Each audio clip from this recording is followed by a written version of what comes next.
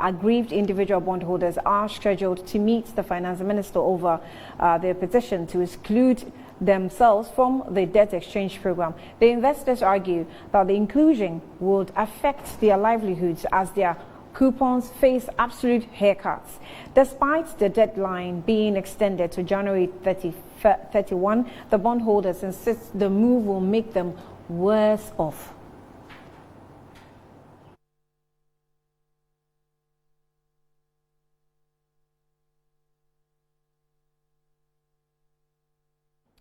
So Franklin Cudjoe is president of Imani Africa, and he is also one of the conveners for the Individual Bondholders Forum, and he has joined us via phone to have some more further conversation. Franklin, thank you for your time. You're welcome to Newsbeat. Hello, Franklin. Hello, Franklin. Yes, please. Good afternoon. You're welcome to Newsbeat. Thank you for joining us. All right, so the Attorney General has said that indeed the government cannot impose its will on individual bondholders, but on the conditions that we face, will these individual bondholders also yield, halfway to government's request? Well, what is defined as halfway will be determined when we meet with the ministry today. In fact, we may not understand what halfway means. I think the original position is that we hold on to the position we've held, that the government itself decided to exclude individual bondholders from the debt exchange program, and for good reasons, really. The ministry hasn't given any other reasons as to why it has changed its mind. And as we say, the sustenance of close to 6.5 million people whose livelihoods depend on these funds, these bonds, are in play, and it's important that these things are honored. So for us, going into the meeting, we still hold on to our position.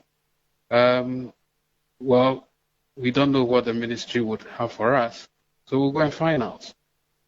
With a rough estimate, how will you describe your forum, the forum which you are one of the conveners, in terms of age groups?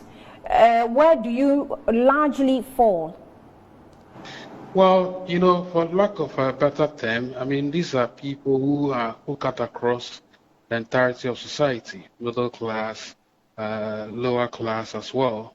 I mean, when I say lower class, I don't mean it in a negative manner, but I'm talking about people whose investments are not as high, not as huge as the others in the pie. So you're talking close to, as I said, 1.3 million investors directly, but whose dependents, if you multiply it by 4, you are getting close to 7 million people who would depend on these investments, really. So it's cut across the entirety of society. I see. Let me also find out, I know that there's been the complaints of, government did not communicate this from the beginning, and also your livelihoods depends on these bonds. Should government, make a headway in this meeting, are you willing to support government because the description of the situation doesn't look so good? Are you willing to come on board if government is clearer with what the situation really is looking like?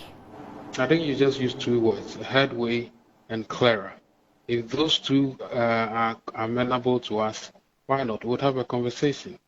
So those are the words that will guide the conversation, a headway and clearer terms. Right. Franklin Cudjoe, thank you for speaking to us this afternoon on the bond meeting that we're expecting that the Finance Ministry will meet with the group that's raising concerns, as the individual bondholders who are currently have taken the position of not being a part of the debt exchange program.